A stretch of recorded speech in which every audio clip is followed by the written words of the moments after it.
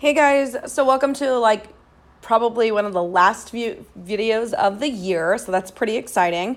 What we're going to talk about is what's known as mole ratios, and this is not something I feel like is brand new stuff. You guys have actually already been doing this, but you haven't heard of the words like stoichiometry and mole ratios before. But we have used dimensional analysis to figure out how many moles of something or how many grams we have of something. So now we're going to take that idea and we're just going to observe how maybe moles can change in a chemical reaction, but the amount of stuff we have doesn't change. So I'm going to explain that and show you what that looks like in this video and also in class while we take notes. Please make sure you leave space in between your notes or in between the slides because I will be adding examples. There are not very many notes when it comes to this video, but again, I will be adding quite a bit and give you a few examples. I don't feel like this is super crazy. You're gonna see it and you're gonna say, well, she already told us how to do this, but now I'm just associating it with names and more along the lines of that molar ratio and stoichiometry. After today's video, you should be able to relate balanced chemical equations to everyday analogies such as a recipe, define stoichiometry, and use mole ratios to convert between amounts of substances in a chemical reaction. So again, recall that before we talked about chemical nomenclature, we balanced chemical equations and we had to have the same amount of stuff on each side. What you probably didn't notice was that the amount of moles may have changed, but the amount of stuff is still there. As in the mass of conservation of mass law is still a thing. It's still present all the time. So I'm going to show you what I mean here in a little bit. Okay, let's go ahead and start talking about the idea of stoichiometry. So before I even define stoichiometry, just like I said, recall, why is it necessary to balance chemical equations? Well, it's necessary because we have to satisfy the law of conservation of mass. And then why do the coefficients of a balanced chemical equation, what do the coefficients of a balanced chemical equation represent? Remember, they represent the conservation of the product or reactants and the products. So in everyday life, you actually always use the idea of stoichiometry. You probably just don't relate that word to everyday life. But let's say, for example, you want to make a ham sandwich.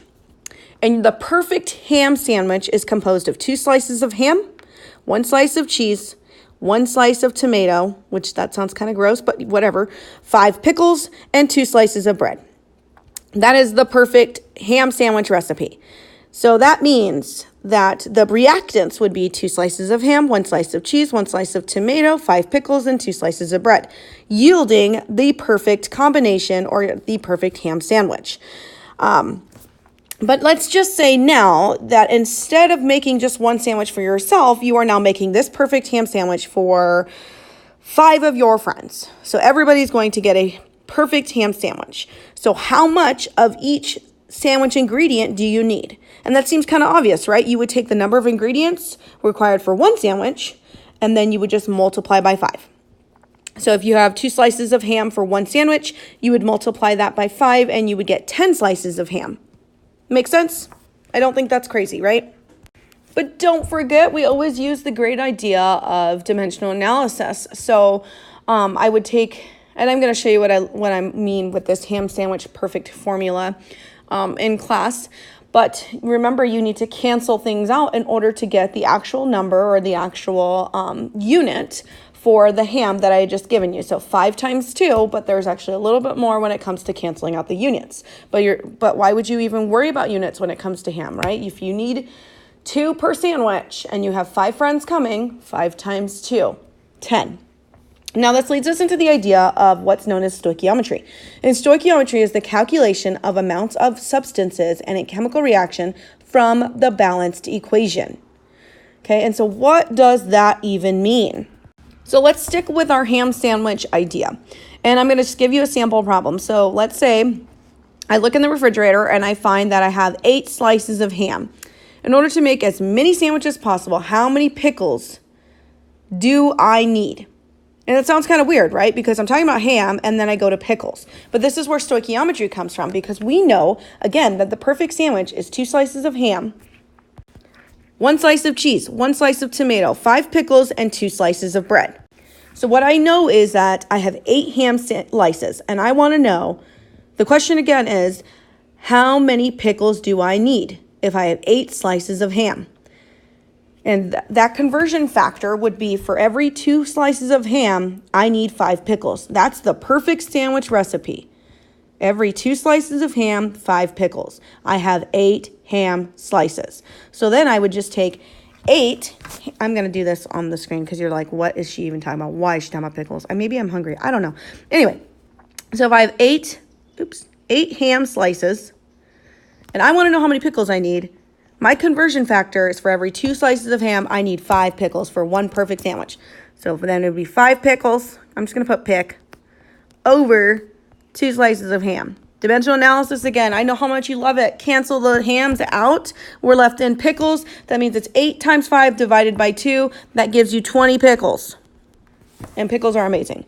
So that is stoichiometry, my friends. You are just using, instead of using like what we've previously been doing is we've always used the reactants and the products in a chemical formula to find the perfect balance. But now we are going to use different scenarios. We're going to use different dimensional or different conversion factors within the same, either the reactant side or just the product side alone. And we're going to figure out how much of something we need in a certain scenario.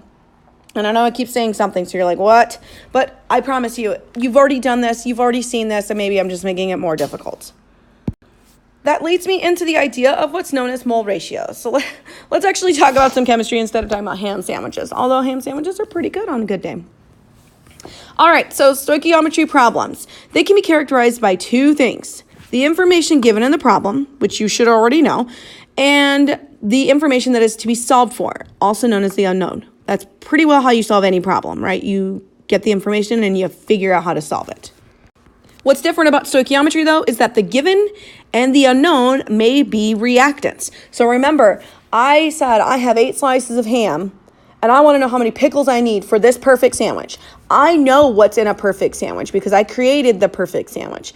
But if I have 8 slices of ham, how would I solve for pickles? So that the pickles and hams are both the reactants in this case. So the amount of the substances, like I said, the given and the unknown may be both reactants, both be products, or may be a reactant while the other is a product. So this is a way that we can solve for any amount of anything in a balanced chemical equation. When we're dealing with balanced chemical equations, the amount of the substances can be expressed in moles. And you should already know this, right? Those coefficients will help you establish that. And if you don't worry, we are going to review that. However, in a laboratory situation, it's common to determine the amount of substances by finding its mass, right? You can't really find 1 mole of something, but remember we used Avogadro's number and we can find the mass of that mole. So the amount of a liquid or gaseous substance may be expressed by its volume. So just keep that in mind. When we go about doing this, we're going to see that the mole number from the reactants to the product side may change, but the amount of stuff is still the same. Another thing I want you to keep in mind is that the coefficients of a balanced chemical equation can represent either the number of molecules or the number of moles of each substance. I'm going to give you an equation, and I'm really not going to go into full detail in this video about it because I want to show you in class what I mean. Because at this point, you know how I tend to start to ramble, and you guys are just like spacing out at this point. You're probably not even listening, to be fair. So here we go.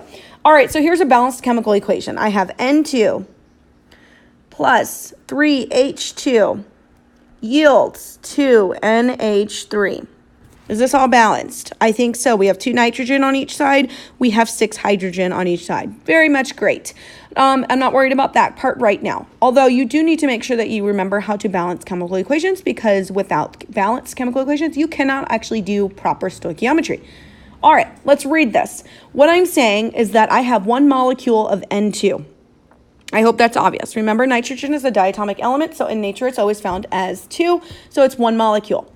1 molecule of N2. I have 3 molecules of H2.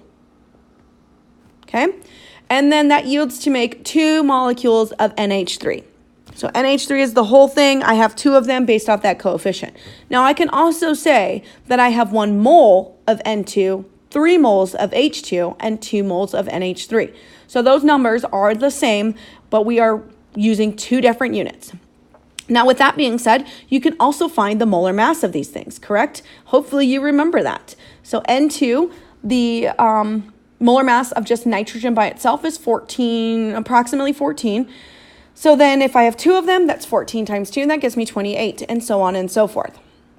However, what I want you to notice in this balanced chemical equation, we are still observing the law of conservation of mass, but we do not have the same number of moles of reactants on both sides. So notice I have 1 mole on the reactant side for N2, but that's not the same on the other side because I don't even have N by itself on the other side. I have created ammonia from nitrogen and hydrogen.